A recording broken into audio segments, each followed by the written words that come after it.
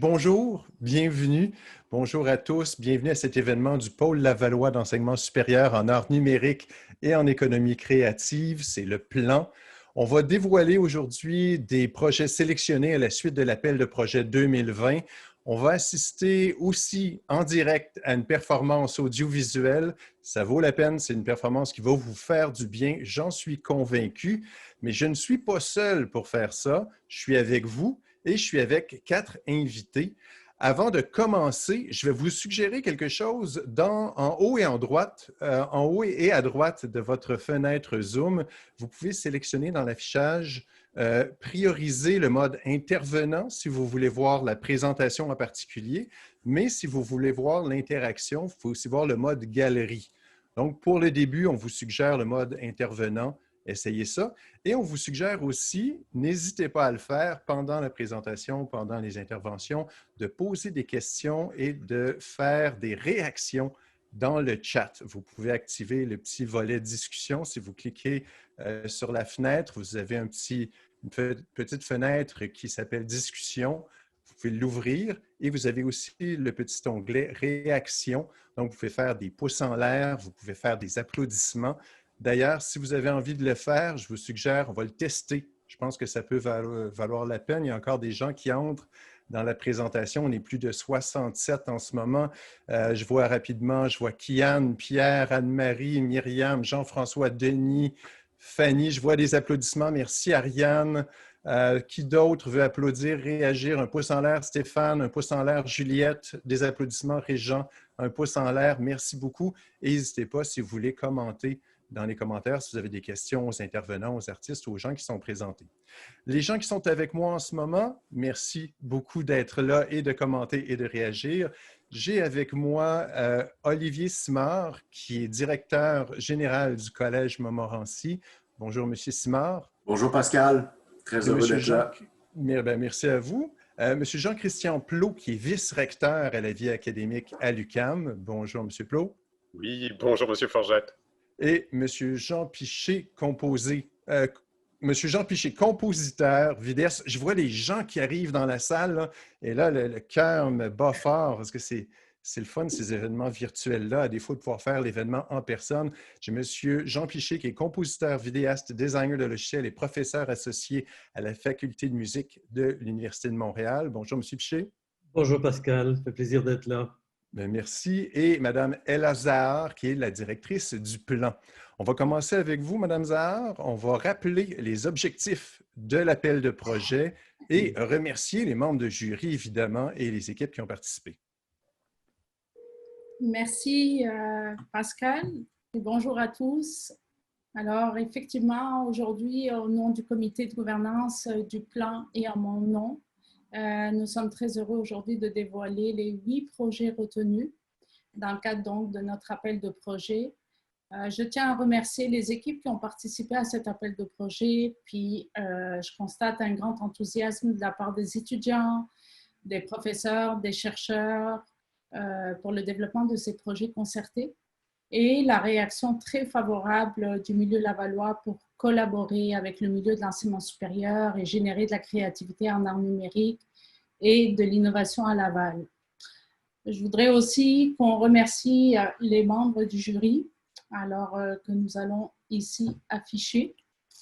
Et là, c'est le moment où il va en alternance, je crois. C'est ça. Les membres du jury qui ont effectué un travail remarquable au niveau de l'évaluation, merci beaucoup. Le jury était composé donc de 2 représentants du comité de gouvernance du plan, M. Olivier Simard, donc ici présent, directeur général du Collège Montmorency, Mme Anne-Marie Girard, conseillère principale aux études à l'Université de Montréal. Il y avait aussi Jean Piché, compositeur, vidéaste, designer de logiciels et professeur titulaire à la Faculté de musique à l'Université de Montréal. Bonjour, qui est avec nous en ce moment. Bonjour. On a Charlène Gilbert, professeure programme de technique d'intégration multimédia au Collège Montmorency. Est-ce qu'elle est avec nous en ce moment? Est-ce qu'on voit des pouces en l'air, des applaudissements? On a Éric Raymond, qui est artiste en arts visuels et médiatiques et professeur à l'École des arts visuels et médiatiques à l'Université du Québec à Montréal. bonjour, je ne sais pas s'il est avec nous. Je regarde, il y a tellement de monde là, ça fait plein de petites fenêtres, c'est très dynamique. Sylviane Binette, directrice artistique d'UOB Conception événementielle, et Jean-Ambroise Vézac, PhD, professeur en design expérientiel et événementiel, responsable de l'espace OLAB, Université du Québec en Abitibi-Témiscamingue. Ça, c'est le fun parce qu'il peut être avec nous virtuellement. Hein? Oui, et juste dire un petit mot que donc c'est au cours de l'année 2021-2022, donc les différents projets retenus prendront vie. Et ces initiatives concertées entre les établissements d'enseignement supérieur, collégial et universitaire et les acteurs du milieu lavallois s'inscrivent vraiment, ces projets sans contexte, dans l'esprit du plan, car ils permettent le partage d'expertise, le partage d'espace en concertation entre le milieu de l'enseignement supérieur et le milieu lavallois. Puis, ils sont basés, ce qui est quand même une caractéristique intéressante, sur une pédagogie par projet en mode collaboratif, ce qui implique une construction des savoirs et des savoir-faire en interaction avec les pairs et l'environnement. C'est donc le moment de présenter les projets, Mme Zahar? Effectivement. Génial. On va rappeler que les projets soutenus par le plan se déclinent en 3 volets. La formation, les projets en arts numériques et l'espace pour les arts numériques. Roulement de tambour, applaudissements, pouces en l'air, c'est le moment de dévoiler un premier projet avec M. Olivier Simard qui s'appelle « Déambulation numérique ». Merci beaucoup, Pascal. D'abord, simplement vous signifier qu'on a eu un plaisir réel et sincère, moi et mes collègues du membres du jury, à examiner ces magnifiques projets. Permettez-moi de vous présenter un projet qui a été retenu dans les 3 volets de l'appel, qui se nomme, comme vient de le dire Pascal, je pensais donner le scoop aujourd'hui. Excusez-moi. Ça, Pascal. Déambulation numérique. Alors, c'est un magnifique projet qui est porté par le Cégep régional de Lanaudière, en collaboration avec l'Université du Québec à Montréal et l'entreprise lavalloise Creative Lab. C'est un projet essentiellement qui consiste à réaliser un parcours, son nom l'indique, déambulatoire lumineux, magnifiant la nature et les infrastructures des lieux l'accueillant. Il s'inspire par l'esthétique de permettez-moi de ne pas glisser sur ce mot difficile, bioluminescence. Alors, dans le volet formation, on voit des activités pédagogiques qui impliquent les étudiants des 2 ordres d'enseignement dans les espaces de Creative Lab à Laval. Pour le volet projet en art numérique, là, on y retrouve des activités liées au développement du projet en lui-même déambulatoire et sa présentation dans l'espace public. En fait, on met en lien les étudiants du baccalauréat et de cégep à travers des activités de maillage et d'échange. 3 installations numériques se révèlent à ceux qui progressent sur ce chemin mystérieux. Moi, j'ai hâte de visiter cet endroit. Et le volet espace, puisqu'on parle d'endroit, donc qui vise essentiellement l'aménagement de l'espace studio Creative Experience dans les locaux de Creative Lab à Laval, essentiellement pour accueillir les étudiants du cégep et de l'université lors de la formation, mais également pendant la période de production du projet. Le studio sera dédié spécifiquement à la relève créative en création numérique. L'espace sera aménagé pour recevoir des petits groupes d'étudiants venant se former, participer à des ateliers d'idéation, faire du développement technologique et construire des prototypes de projets académiques en utilisant des équipements de pointe qui sont difficilement accessibles dans les établissements d'enseignement.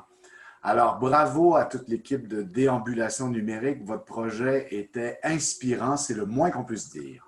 Moi, je veux voir plein de pouces en l'air et d'applaudissements dans les petites fenêtres du chat. Merci, M. Simard. Je suis vraiment désolé de vous avoir gâché votre scoop. C'était mon enthousiasme qui parlait. Je ne ferai pas la même erreur. M. Piché va présenter un 2e projet. Là, je ne nomme pas le nom. C'est à vous, M. Piché. Je me débrouille avec ça. Alors, donc, le 2e projet qui a été retenu, et c'est un projet dans le volet art numérique, si je ne m'abuse, oui. Le projet s'appelle « Et Musicorps » et dont le titre est « L'immersion numérique dans le corps du musicien par une performance artistique multimodale ». Alors, ce projet, je dois dire, a été très bien accueilli par le jury c'était fait avec grand soin, détail, et tout y était. C'était vraiment un projet incontournable. Donc, le projet a été soumis par le Collège Montmorency et l'Université de Montréal et mettra en synergie l'interprétation musicale, l'intégration multimédia et la biomécanique. Ça se fera dans la continuité des recherches en cours sur le geste pianistique menées conjointement par le laboratoire de simulation et modélisation du mouvement S2M, situé au campus de Laval de l'Université de Montréal et à la faculté de musique de l'Université de Montréal. Donc, eMusicor étant basé sur les travaux du département de techniques d'intégration multimédia, le TIM, du Collège Montmorency, le projet visera aussi à développer des systèmes multisensoriels de création personnalisée et adaptés aux évolutions constantes du domaine technologique. Le tout s'inspire des concepts permettant d'associer la musique au corps du musicien. Le tout s'inspire de... oui, alors c'est pourquoi les étudiants en art numérique et en multimédia réincarneront les données captées sous la forme de création numérique au niveau visuel et tactile. La performance qui en découlera sera présentée dans le cadre du Festival Lavallois LVL ou... Lavalop. Lavalop 2021. 2021. Un autre projet fantastique, un Musicor. Monsieur Piché, vous avez un autre projet à présenter, le troisième. Je ne nommerai pas le nom. J'en prends la responsabilité. C'est plus facile à décliner. Ce projet s'appelle Ordinaire de nature. Bravo. Et, on veut des pouces en l'air. Qui est aussi dans le volet projet en art numérique. Et c'est présenté par le Collège Lionel Groulx, Université de Montréal, et le studio de design et de création Boom à Laval. Ils sont à l'origine de ce projet qui favorise les interactions interdisciplinaires. Ils proposent d'analyser le concept ordinaire de nature et de l'appliquer lors d'une exposition d'art numérique déployée en 4 lieux lavallois, spécialement sélectionnés pour leurs différents attributs, combinant l'environnement, la transition écologique, l'agriculture urbaine, la trame verte et bleue, la ville verte, la foresterie urbaine et les réseaux écologiques. Le projet offrira aux étudiants, encadrés par les chercheurs partenaires du projet, une occasion unique de travailler sur le terrain lavallois et d'approfondir leurs connaissances en collaborant sur une problématique réelle. Ils auront également la chance de participer à la conceptualisation et à la réalisation du projet d'œuvre proposé. Voilà. Bravo au projet Ordinaire de nature. Merci beaucoup, M. Piché. Des applaudissements, des pouces en l'air. Virtuellement, ça fait du bien. C'est beau en plus. À l'écran, on voit toutes les petites fenêtres qui s'agitent. C'est très beau. On a un quatrième projet. C'est M. Jean-Christian Plot qui va avoir le plaisir de le présenter. Je ne le nommerai pas, même si j'ai le nom devant moi. L'envie me tente. M. Plot, c'est à vous. Merci beaucoup. Alors, le projet s'intitule « Rencontre fragile ». Ce projet en technochorégraphie propose la réappropriation innovante de l'œuvre chorégraphique de Martine Époque, Le Sacre du Printemps, et l'intégration de projections numériques créées à partir d'un travail de capture de mouvements humains et de traitement de l'image. Une production spectacle multidisciplinaire à la salle André-Mathieu de Laval est prévue. Cette création originale et intergénérationnelle impliquera des professeurs, des chercheurs, des étudiantes et des artistes professionnels sur une scène où art vivant et art numérique seront interreliés.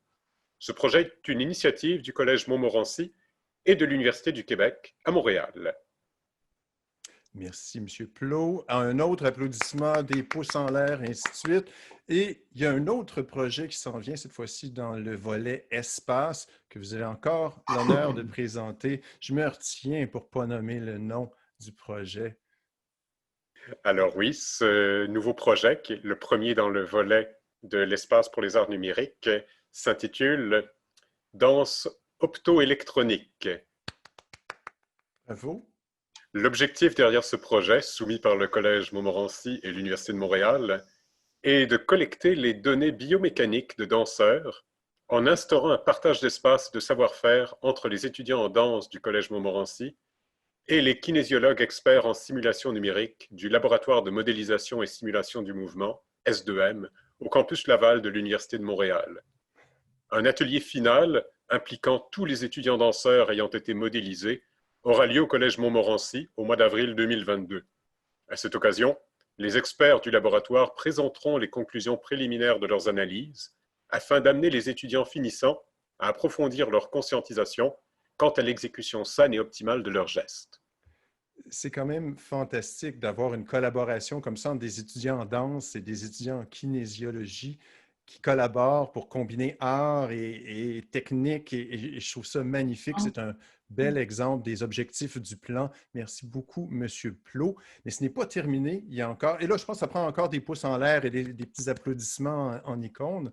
Il y a un autre volet dans le projet Espace toujours. C'est Mme Elazar qui va avoir le plaisir de le présenter. Alors, le projet s'appelle Espace transformateur. C'est un projet qui est une initiative en fait du Cégep de Saint-Jérôme, l'Université du Québec à Montréal et plusieurs artistes multidisciplinaires lavallois que vous voyez ici à l'écran.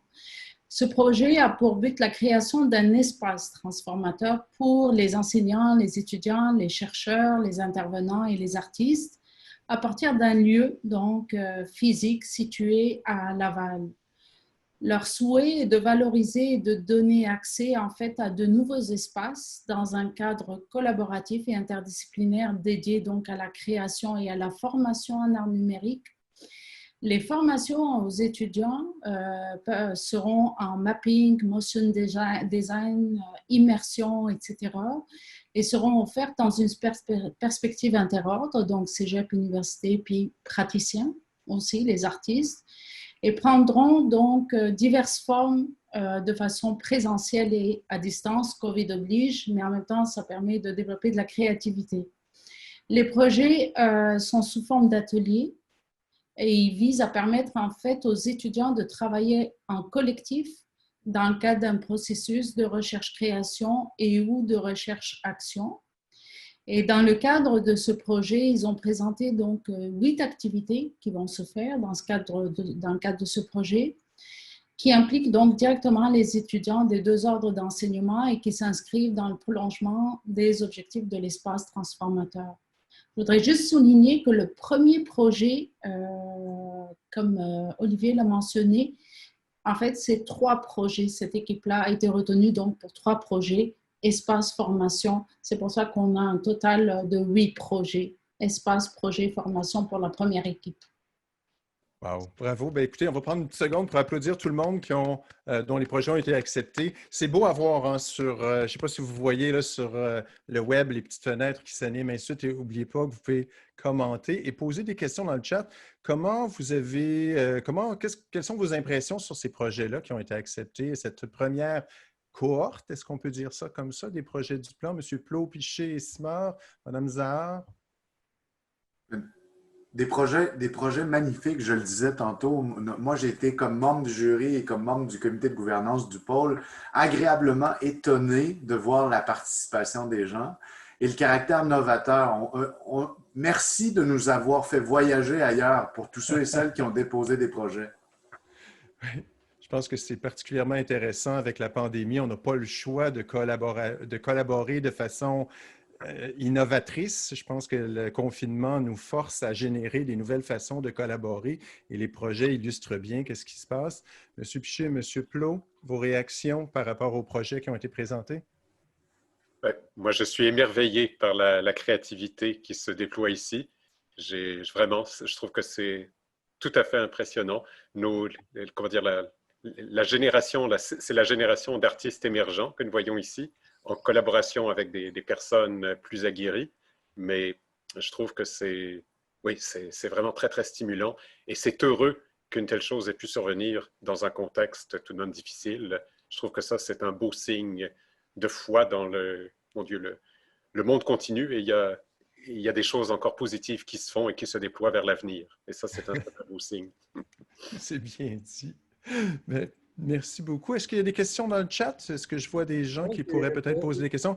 Ici, des projets. Bravo aux équipes de François Bilodeau. Merci beaucoup. Félicitations d'Adrienne Brien, Ariane Brien Legault. Félicitations. Et Guillaume Arsenault qui dit à tout le monde, grand bravo. Tous les projets ont l'air fabuleux. Anne-Julie Tremblay qui dit merci pour l'opportunité. Est-ce qu'elle a gagné? Est-ce qu'elle est... C'est une des participantes? Mais Madame Tremblay, merci beaucoup d'être avec nous. Ce n'est pas terminé. J'ai 10 laissez-passer à faire tirer. Merci beaucoup, M. Simard, M. Plot, M. Piché, Mme Zahar. Merci beaucoup d'être là. On va présenter 10 laissez-passer pour le Cosmodome de Laval, un accès à une mission virtuelle. Je pense qu'on a besoin de ça, de s'évader dans l'espace en ce moment. Il y a Auria Stenkist, étudiante en arts et technologies à l'Université de Montréal. Mélanie Frisoli, étudiante musique numérique, Université de Montréal. Si vous gagnez, si vous êtes là, n'hésitez pas à réagir, à applaudir. Juliette Turcot, qui est étudiante à la majeure en musique numérique à l'Université de Montréal.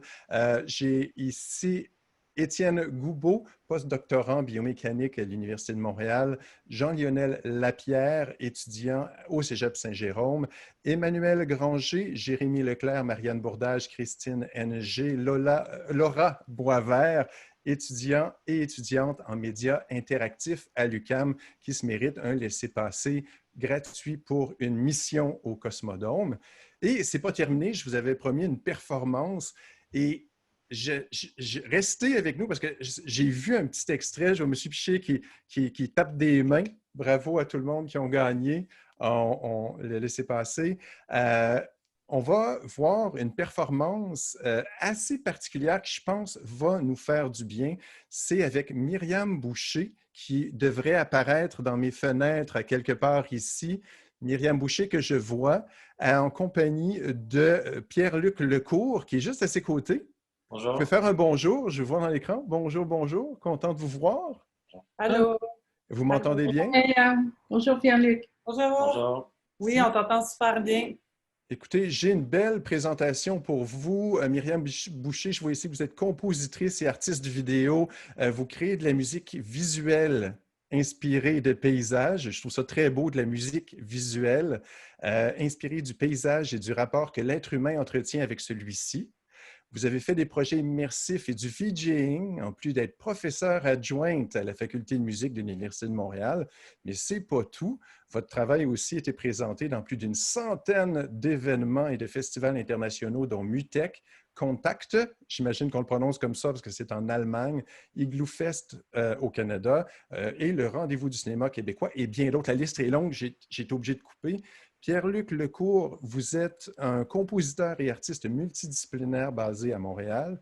Votre pratique artistique s'exprime au travers de plusieurs médiums et esthétiques différentes, allant de la musique à la vidéo et de la performance. Vos performances mettent en scène des objets du quotidien, combinés à une instrumentation traditionnelle et une écriture musicale annotée. Là, il faut que vous nous résumiez ça et vous nous dites à quoi on doit s'attendre dans votre performance et comment s'appelle votre performance. Je le sais, mais je ne veux plus le dire. Je ne veux plus dévoiler de titre avant que la personne le dise. Notre performance s'appelle Fragment. C'est un projet qu'on a commencé cet automne, en mois de septembre. C'était censé être au départ comme une installation virtuelle, puis on a décidé de faire une performance avec parce qu'on trouvait ça le fun. On avait envie de jouer de la musique. Il n'y a plus de concerts, il n'y a plus de en ce moment, ça fait qu'on s'ennuyait. Pour cette performance-là, ça fait longtemps qu'on travaille ensemble, qu'on fait de la musique de tous les styles. On a décidé de retourner aussi à nos instruments, synthétiseurs pour moi et Pierre-Luc, et guitare électrique pour Pierre-Luc. C'est une performance qui mélange instruments comme traditionnels, là, si on peut dire, c'est clavier et guitare, et contrôleur MIDI et vidéo. Mais il y a des images aussi, c'est ça le choix, la combinaison des deux. J'en ai juste vu un petit extrait et c'est quoi le mood? Qu'est-ce que vous tentez de nous transmettre par cette œuvre-là? Tu veux... oui. On voulait faire de quoi qui fait du bien. Souvent, en tout cas dans nos projets, on fait des des œuvres assez contrastées, des fois un petit peu violentes. Non, on avait envie de faire de quoi, en tout cas que nous, en le faisant, ça nous a fait du bien.